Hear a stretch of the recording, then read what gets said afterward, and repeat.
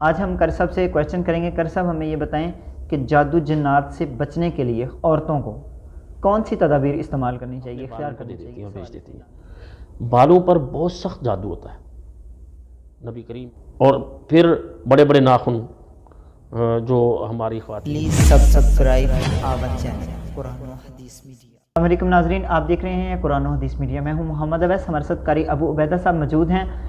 آج ہم کرسب سے کویشچن کریں گے۔ کرسب ہمیں یہ بتائیں کہ جادو جنات سے بچنے کے لیے عورتوں کو کون سی تدابیر استعمال کرنی چاہیے، اختیار کرنی چاہیے؟ اس حوالے سے ناظرین کو، عورتوں کو اویئرنیس دیجیے۔ الحمدللہ والصلاۃ والسلام علی رسول اللہ صلی اللہ علیہ وسلم۔ ویسا بھی آپ کا سوال بڑا ہی اہمیت رکھتا ہے، بڑی اہمیت رکھتا ہے، کیونکہ ہمارے ہاں عورتیں اس سے بہت زیادہ تکلیف میں ہیں، شیاطین کے شر کی وجہ سے، ان کے اثرات کی وجہ سے۔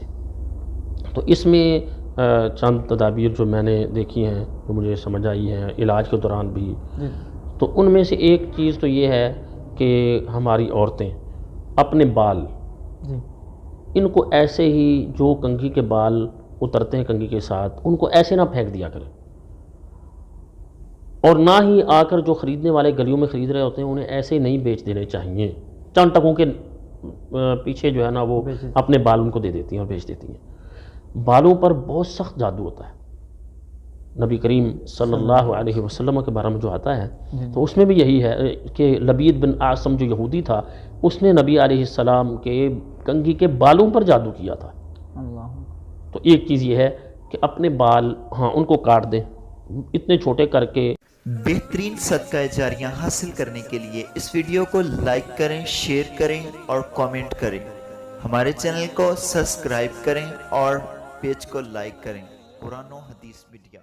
انہیں پھینکیں کہ ان پر گرہ نہ لگ سکے، یا انہیں جلا دیں، کسی کو باہر دینے کی بجائے اور اسی طرح سے پھینکنے کی بجائے انہیں جلا دیں۔ اسی طرح سے ناخن، ان کو بھی اسی طرح سے کاٹ کر جو پھینک دیا جاتا ہے، اور پھر بڑے بڑے ناخن جو ہماری خواتین، شریعت نے اسے منع کیا ہے، شریعت نے اسے منع کیا۔ نبی علیہ السلام نے جو فطرت میں سے کچھ چیزیں بتائی ہیں، تو ان میں سے آپ علیہ السلام نے ناخنوں کو کاٹنا یہ بھی بتایا کہ ناخن ان کو کاٹا جائے، آگے سے جو بڑھتے ہوئے ناخن ہیں۔ تو پہلی بات یہ کہ بڑے ناخنوں کو رکھنے سے ہی بچا جائے، نبی علیہ السلام نے جو سمجھایا وہ یہ ہے۔ اور پھر اگلی بات یہ کہ ناخنوں کو یوں ہی کاٹ کے پھینک نہیں دینا چاہیے، انہیں جلا دیں، انہیں ختم کر دیں۔ دو چیزیں۔ تیسرے نمبر پہ جو خاص دنوں کے کپڑے ہیں ان کو یوں ہی پھینک نہیں دینا چاہیے۔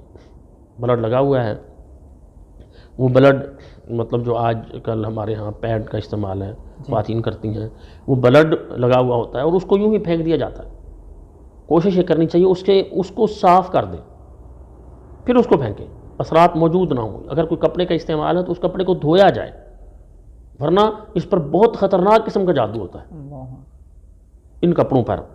اور اس کے ساتھ ساتھ یہ ہے کہ کیونکہ میں نے یہ دیکھا ہے کہ جو یہ میں چیزیں بتا رہا ہوں، ایک خاتون کا خاص دنوں کا کپڑا وہ اس پر جادو کیا گیا، اور جب میں نے دوران رقیہ دم کے دوران ان جنات سے بات کی تو انہوں نے کہا ہمارے پاس اس کا خاص دنوں کا کپڑا ہے، وہ ہم اٹھا کر لے گئے تھے۔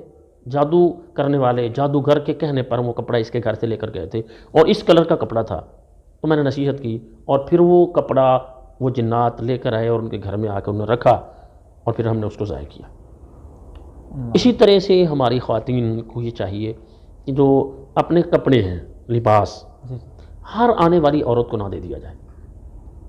کوئی آیا ہے، پتہ تو یہ کس کو دے رہے ہیں، ایسے اٹھا کے دے دینا۔ ایسا بھی ہوا ہے، خاتون تھیں، لیڈی ڈاکٹر تھیں، اسکن اسپیشلسٹ تھیں، ان پر جادو ہوا، اور ان پر جو جادو کیا گیا، ایک تو یہ تھا کہ ان کے کنگھی کے بال تھے، ان کو اٹھایا گیا، ان پر گرہیں لگائی گئیں، جادو کیا گیا۔ اور دوسرے نمبر پہ کیا تھا کہ ایک خاتون ان کے گھر میں کام کرنے کے لیے آئی، غریب سمجھ کے اس کو انہوں نے اپنے کپڑے دے دیے، اور جب جادو نکالا گیا تو اس میں وہ اس کپڑے کے جو ہیں وہ پیس اس میں موجود تھے۔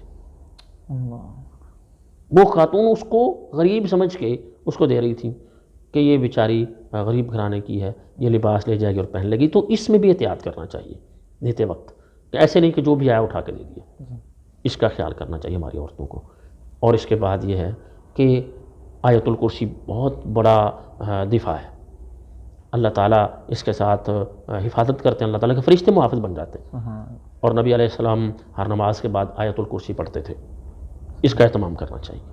اور پھر معوذتین نبی علیہ السلام ہر نماز کے بعد پڑھتے تھے، تو ہماری خواتین کو چاہیے اس کو بھی اپنی زندگی کا حصہ بنا لیں، ہر نماز کے بعد میں نے پڑھنا۔ اور صبح شام نبی علیہ السلام جو ہیں آخری تینوں قل ان کو 3 مرتبہ اور باقی نمازوں میں 1 مرتبہ پڑھتے تھے، تو اس کا اہتمام کرنا چاہیے ہماری ماؤں بہنوں بیٹیوں کو کہ معوذتین ان کو پڑھتی رہیں، اور اس کے ساتھ جو ہے نا وہ دم کریں، آیت الکرسی پڑھیں، باقی اذکار ان کا اہتمام کریں، اور اپنے گھر کے دروازے کو شام ہوتے ہی بند کر دیں۔ تو یہ احتیاطیں ہمیں اپنانی چاہیے۔ اور پھر اس میں ایک بہت بڑی بات یہ ہے کہ جو خاوند اور بیوی ان کا ملنا ہے، تو اس میں خاوند اور بیوی ملنا ان کا حلال ہے، خاص جو ان کا ملنا ہے، تو لیکن اس میں نبی علیہ السلام نے دعا سکھائی،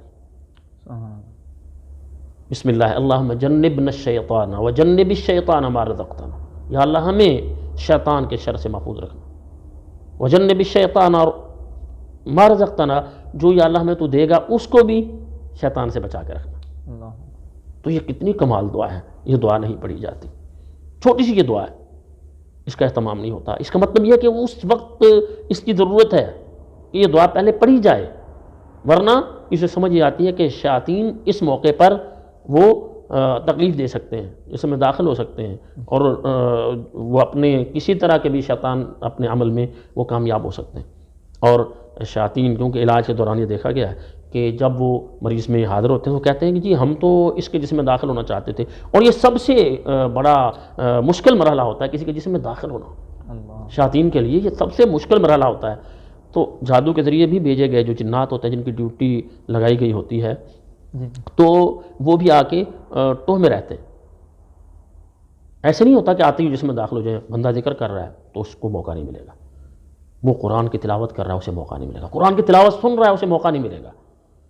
ہاں وہ ایسے غفلت کے مواقع ان سے وہ فائدہ اٹھاتے ہیں۔ تو ان چیزوں کا یہ چھوٹی چھوٹی جو دعائیں نبی علیہ السلام نے سکھائی ان کا اہتمام کیا جائے۔ تو یہ کچھ چیزیں جو میرے مشاہدے میں ہیں ان کو سامنے رکھنا چاہیے۔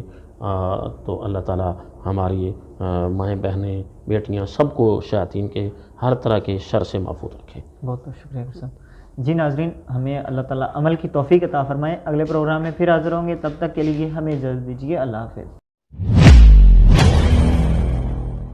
دعوت قرآن و سنت اپنی یہ پہچان ہے،